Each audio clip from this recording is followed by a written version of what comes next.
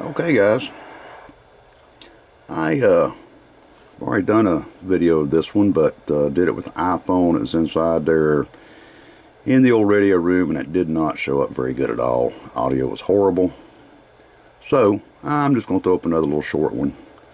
Basically same thing of what I did before, more or less. This is another General Electric, one of my favorite little straight AM radios. This one is the 3-5814B. They did have an A model that actually had a like an old telephone style handset on it. This one actually came in a box, manual, everything. Very, very happy with it. It's appears to be new. Don't know if it is. I don't think it's been tinkered with internally, other than myself changing that white LED out on the meter. And I did lower the dead key, but I had it down too far, so I changed it, brought it back up, which I'll get into all that here in a minute. Oops, sorry. Yeah, I didn't think it was a scratch. That's just something come off the desk here. That whole thing's just perfect though. Mic, it's not all scratched up and beat up. You can just tell it's pretty well new. In my standards, it will be new. Just love these old style mic connectors. Yeah, they got the little push pins in them and all, but tell you what, it makes a solid connection. It is a really nice little flashbacker, I guess you might say. But anyway, pretty basic radio. Yeah, there's a little bit of dust on it. I don't know if I got any of that. Nah, I got some of it off. Nonetheless, there's your basic channel 9 switch. Takes radio automatically channel 9.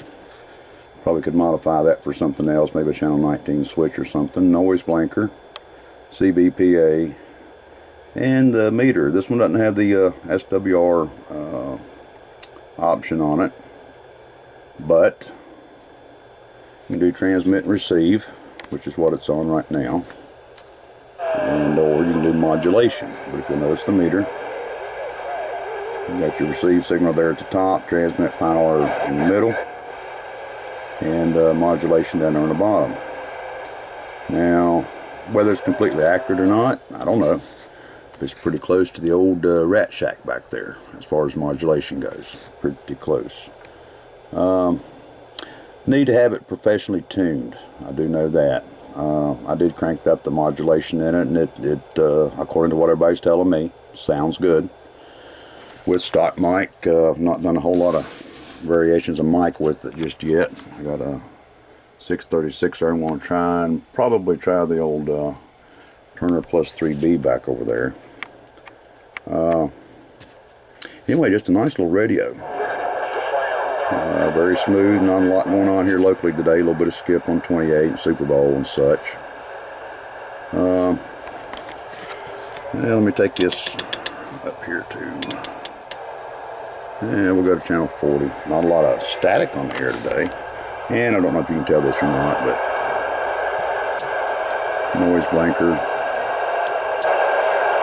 That's off. A&L right there. A&L and noise blanker there. And nothing real drastic out here noisy right now. If the AC was running, which is too cool for that, when it kicks on, the noise blanker comes into play pretty big. It really helps knock out. There's a small hum that I get with that, but nonetheless, it knocks it out. And let me see if I got these calibrated. I think I did. Yeah, I got those calibrated. As you can see here, about a 3.5 watt dead key. This is my peak reading meter. Shows about a 4. It's very obviously just a little bit.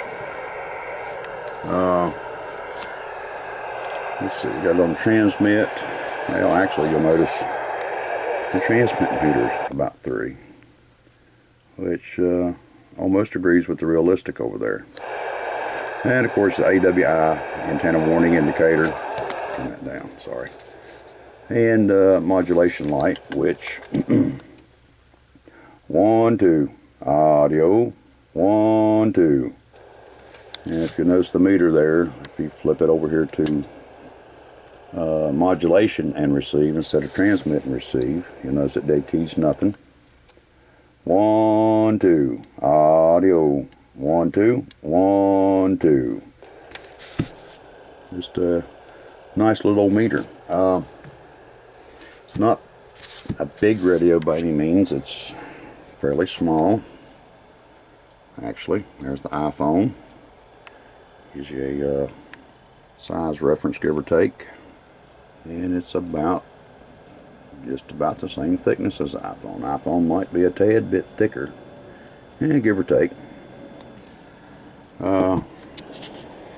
Standard knobs, 2 knobs, that's it. You got your volume here, squelch on the out, and a little inner knob there for RF gain, and of course mic gain here on the slide, similar to the 17A that I have. And you can run this, well, the way it's set, the way I've got it set, obviously, without it being properly tuned. And to get 100%, you just about got to crank it up. So that's where it's at, but we'll go over here and look. And if you'll notice on the wattage, audio, still a little bit of forward swing, nothing really to brag about, but it does have forward swing. Hello. And come over here to, of course, SWRs.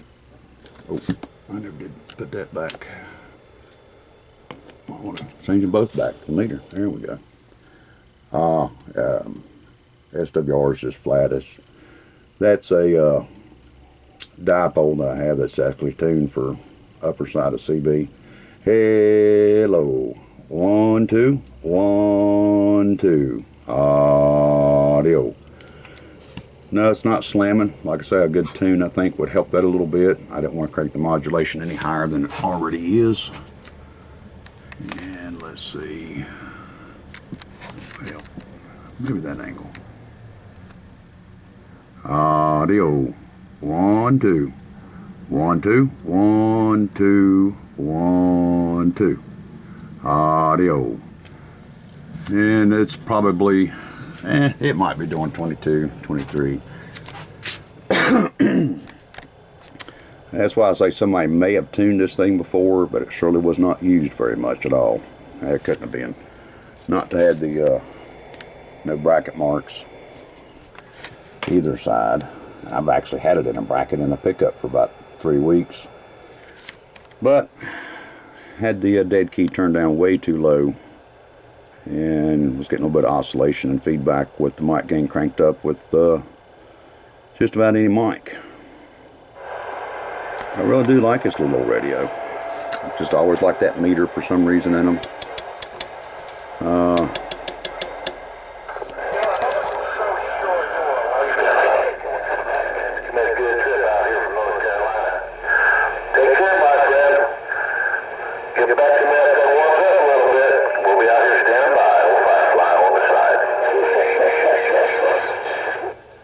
Bit of skip rolling out west there back into North Carolina here, which that's where we're at. We're in North Carolina, probably about 15, 18 give or take miles northwest of beautiful downtown Charlotte, up here in a little town of Denver, North Carolina. Denver of the East, as we call it. But anyway, like I say, I might go ahead and pull that other video down. The audio is just horrible in it. I didn't realize it was that bad. Posted it, never did go back and check it. But it sounds very, very light. This microphone is too hot sometimes, so I try to watch the volume on the radio because it'll override my voice sometimes, and me sitting right here at the camera. But anyway, oh, let me do this. I did forget that. I was going to bump the light to show you that meter. after the white LED, if it'll focus. Here, let's see if she'll focus. She's doing a little bit, not much. Crack this door. That'll help some.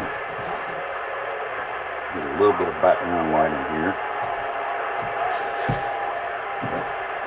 Stay.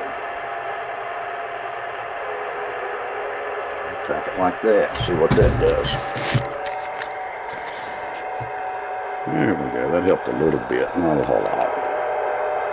This whole thing doesn't do real good in low light.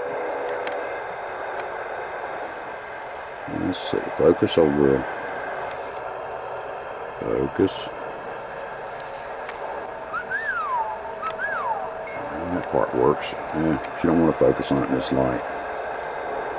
It's not bad. Oh, there it is.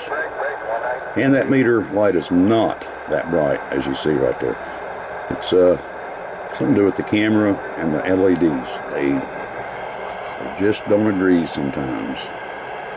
That's probably a closer representation right there of how bright. That hot spot in the middle is not that hot. Not at all. And I'm hoping that the daggone meter, there we go. That's a very good representation right there. That's about what it looks like. If it's hot anywhere, it's right at the 2. But nonetheless, that is the old girl. And all of her little bit of glory. I don't know where I put the box. Box is around here somewhere. Box is kind of pitiful. Like I say, mic is just obviously not used. I mean, not scratched, beat up, and dinged in no way, shape, or form. So, felt pretty fortunate to get this one. What I'd like is for a good little straight AM. This is the PL02A chip, modifiable, if you so choose to do so. And anyway, I'm going to let this one die out. Try to get her throwed up on the YouTube air this evening. And maybe it'll be a little bit better video than what the prior video was. Alright, thank you guys for looking. Have a good day.